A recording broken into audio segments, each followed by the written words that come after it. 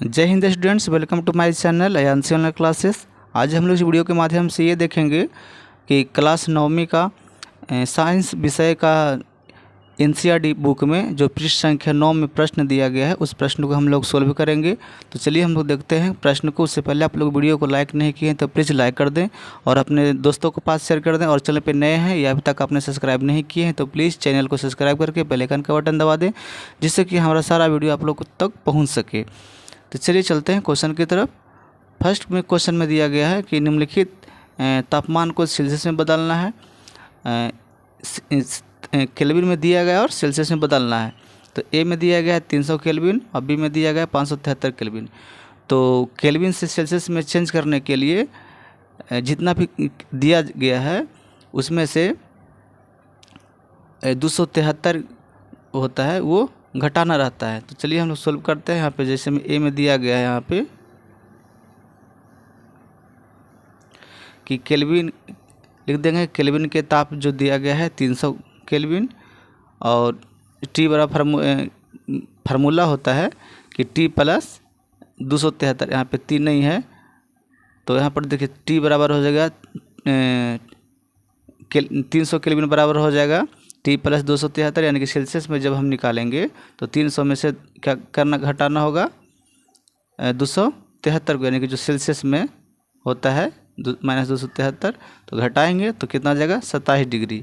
यानी कि 300 केल्विन को यदि सेल्सियस में बदलेंगे तो 27 डिग्री आंसर प्राप्त होगा।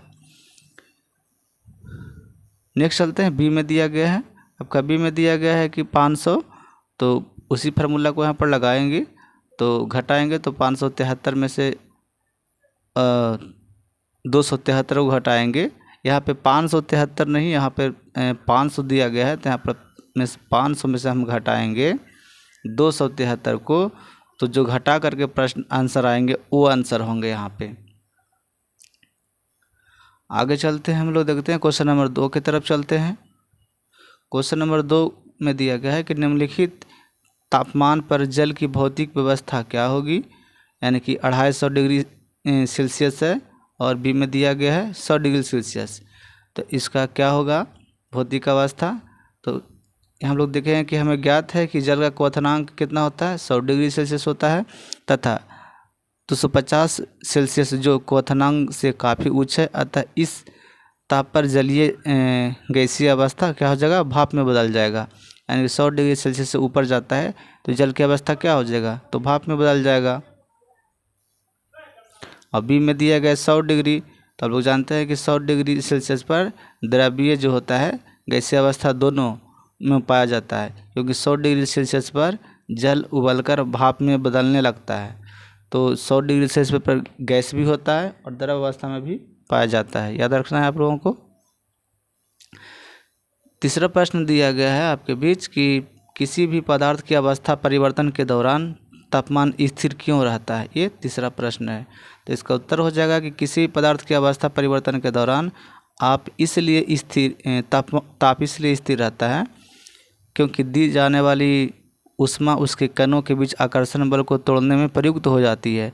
अतः इस प्रकार अवस्था परिवर्तन के दौरान दी गई ऊष्मा को गुप्त ऊष्मा कहते हैं, यानी कि गलन की गुप्त ऊष्मा या बाष्पीकरण की गुप्त ऊष्मा भी कहते हैं।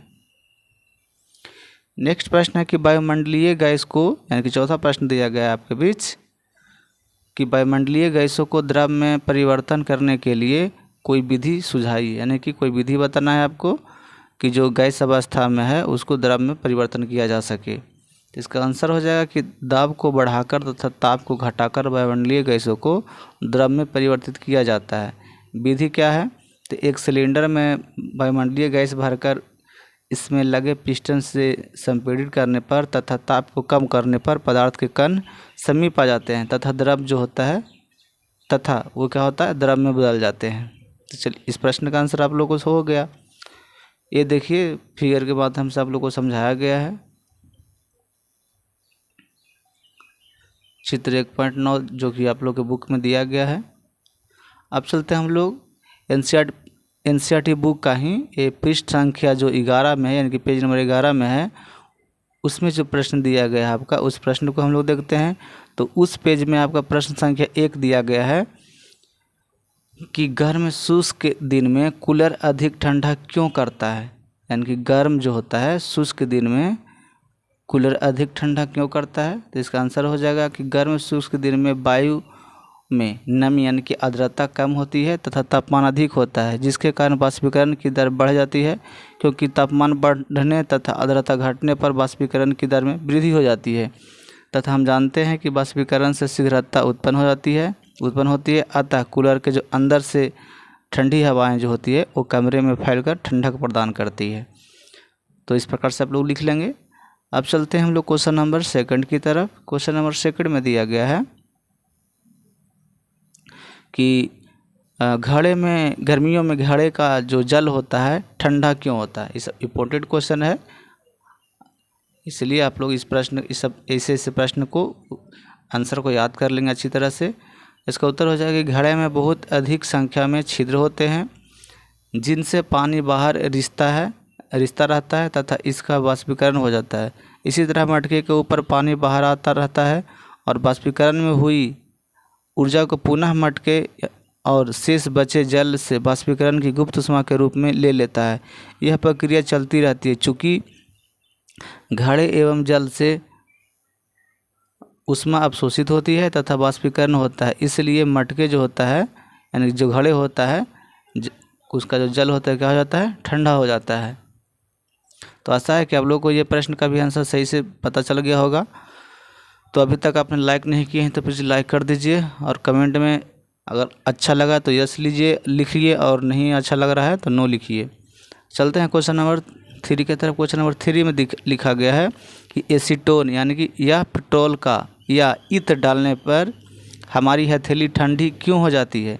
जैसे में कि आप लोग देखे होंगे कि हम लोग ये नाखून पॉलिश यानी कि नेल पॉलिश जिसको बोलते हैं, जब लगाते हैं तो हम लोग को उस समय ठंडक महसूस होता है। ऐसा क्यों होता है, देखिए ऐसा क्यों होता है। एसीटोन या पेट्रोल या ईंधन डालने पर हमारी हथेली इसलिए ठंडी हो जाती है क्योंकि इसके जो कण होते हैं हथेली या इसके आसपास से ऊर्जा प्राप्त कर लेते हैं और वाष्पीकृत हो जाते हैं, जिनसे हथेली पर शीतलता महसूस होती है। वाष्पीकरण के कारण शीतलता होती है, याद रखना। इसी प्रकार से नाखून पॉलिश जो रखते हैं नेल पर उसमें भी यही प्रक्रिया होती है, जिसके कारण हम लोग को ठंडा महसूस होती है। नेक्स्ट है क्वेश्चन नंबर 4 में कि कप की अपेक्षा प्लेट से हम गर्म दूध या चाय जल्दी क्यों पी लेते हैं। यानी कि जो कप होता है उसकी अपेक्षा प्लेट से ये जो कप रहता है आप लोग देखे होंगे, प्लेट भी देखे होंगे, तो कप की अपेक्षा प्लेट से हम गर्म दूध या चाय जल्दी पी लेते हैं। तो सिंपल है कि उसका जो क्षेत्रफल होता है वो अधिक होता है कप की अपेक्षा। तो देखिए देख लेते हैं। ऐसा इसलिए होता है क्योंकि प्लेट की सतह का क्षेत्रफल कप की सतह के क्षेत्रफल से अधिक होता है और जितना अधिक सतही क्षेत्रफल होगा वाष्पीकरण उतनी जल्दी होता है, जिससे दूध या चाय जल्दी ठंडी हो जाती है। इस तरह हम प्लेट से दूध या चाय जल्दी पी लेते हैं। तो आप लोग को पृष्ठ संख्या जो दोनों में करवाया गया 4 प्रश्न थे। यदि आप लोग को ये वीडियो अच्छा लगा हो तो लाइक कीजिए, अपने दोस्तों के पास शेयर कीजिए और चैनल को सब्सक्राइब करना ना भूलें। तो चलिए स्टूडेंट चलते हैं। Thank you. जय हिंद, जय भारत।